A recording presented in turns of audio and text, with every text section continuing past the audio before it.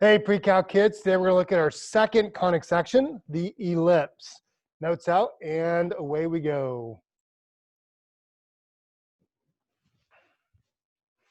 How do we get an ellipse? An ellipse is the set of all points in the plane, the sum of whose distance from two fixed points is a constant. Those 2 points are called foci. One is a focus, 2 is a foci, the 2 points from which an ellipse is derived. The center of an ellipse is the midpoint between the 2 foci. So here's kind of the idea of how we get an ellipse. Here is our foci. And we're going to let the distance between a point be a constant. The idea of how this is drawn is here's 2 line segments. Let's call this line segment A1, line segment A2. And so those line segments, A1 plus A2, is always a fixed distance. It's always the same. So a way to represent that is to draw a string between the 2 and then loop a pencil around. It can never get any further because it's bounded by the total distance of those 2 different strings. Where does this play in? This plays in with orbits of planets. A lot of natural phenomenon occur as ellipses. Then we get a couple different things. So we're going to define some pieces. An ellipse has a major axis and a minor axis. And this changes depending on which equation we're looking at. The major axis is the longer line of symmetry. So it could be the x-axis. In this picture, it's the x-axis. But it can also be the y-axis. And again, it depends on the ellipse, and we'll look at that as we go.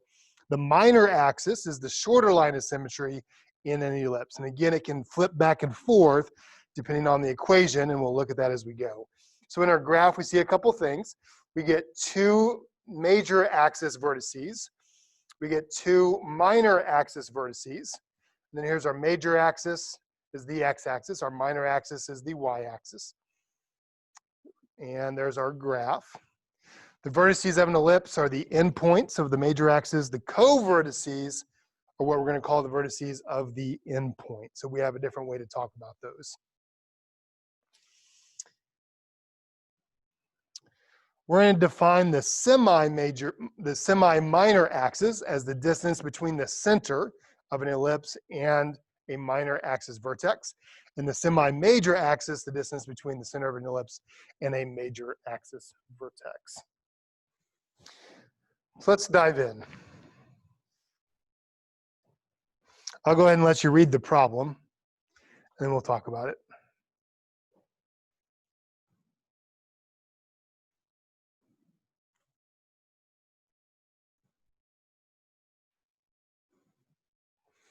So in this picture, our minor axis is from B to C, or a semi-minor is this axis. Our major axis is this way. And we have our 2 foci. Those will always be F points. And then we need to define a way to find our foci. And we have an equation for that. And that is c squared is equal to a squared minus b squared. For an ellipse, the location of the foci are c units away, plus minus c, from the center. And so to find that, the location of the foci, we're going to use this equation.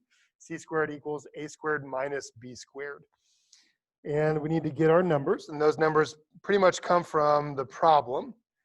And so c squared here, we know 24 is the major number. So there's our 24.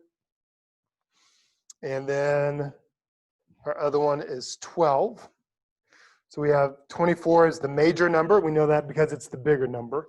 Minus 12 squared. And so we get c squared is equal to 432. We'll square root both that.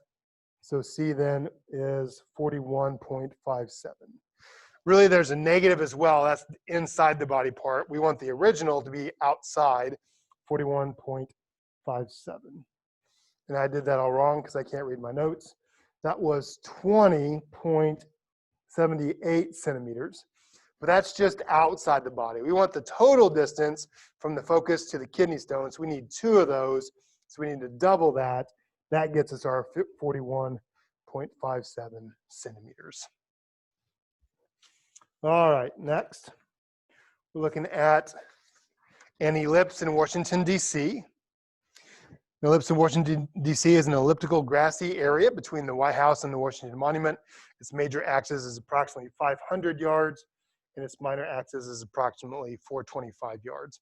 How far apart are the foci? So basically here we have an ellipse.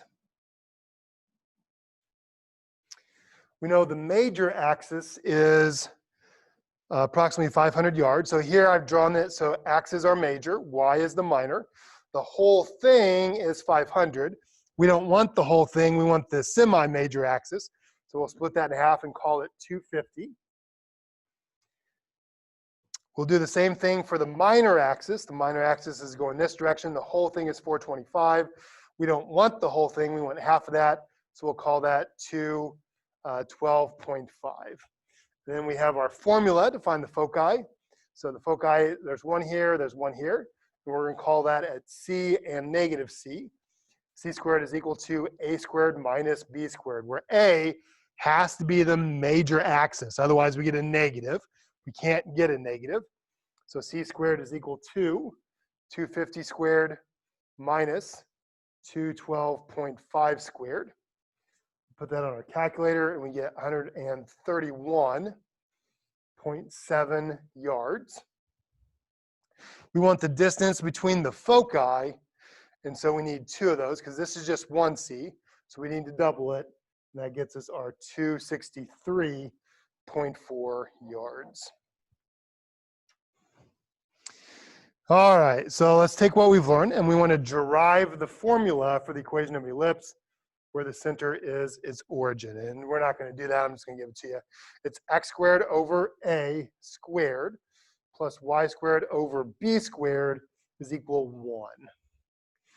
And this is when the major axis is in the x direction. So here the x-axis is major. It can flip for the y-axis. In that case, we would have x squared over b squared plus y squared over a squared equals 1. So here the y-axis is the major axis. A is always greater than b. So the bigger number always has to be our major axis. And that works for the rest of our conics. So consider the graph at the right, write the equation of the ellipse in standard form, find the coordinates of the foci. This one was standard form. We will come back at some point and look at general form as well. So what do we need? Well, the center is at the origin, and for all the ellipses we're looking at today in this video, we'll do the center at the origin. Tomorrow's video, we'll look at what happens when the center is not at the origin. So we are at the center, 0, 0. Then we want to identify our major axis. Here the major axis is in the y direction. So what's our A value? Well, our A value is the distance from the center, the semi-major axis, to the major axis vertex, vertice, and that is 4. Here the x-axis is our minor axis. So we want to look at the co-minor axis, the co-vertice, that distance. This is our B, so B is 3. There's our 2 values. So for A then, that gives us our equation. Because we're going in the y direction, you can either put the y first and then the bigger number underneath it, or you can put the x first and the bigger number with the y. I'm going to do the second version. So here, x squared has to go. It's the smaller, it's the minor axis. So it gets the smaller number, 3 squared, which is 9, plus y squared.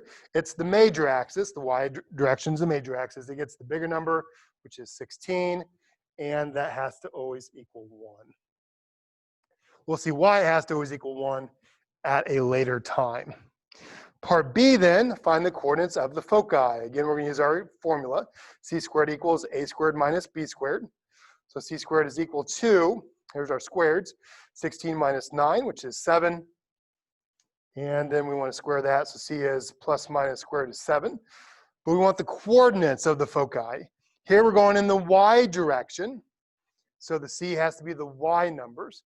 So 0, root 7, and 0, negative root 7.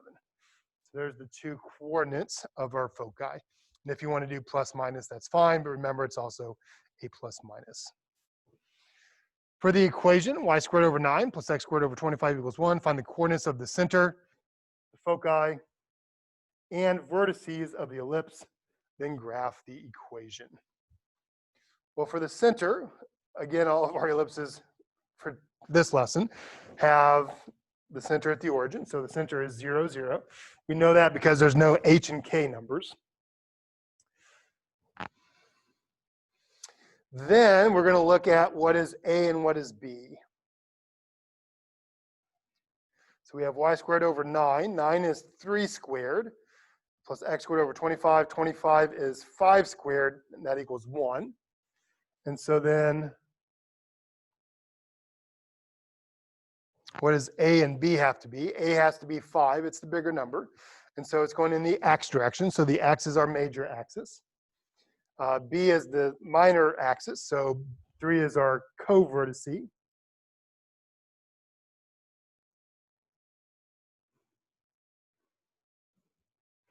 And we want to find our foci. So first, let's find our vertices. So because we are in the major axis, is going in the x direction. We know that because the bigger number is under the x. So our vertices have to be at 5 and 5, 0, and negative 5, 0.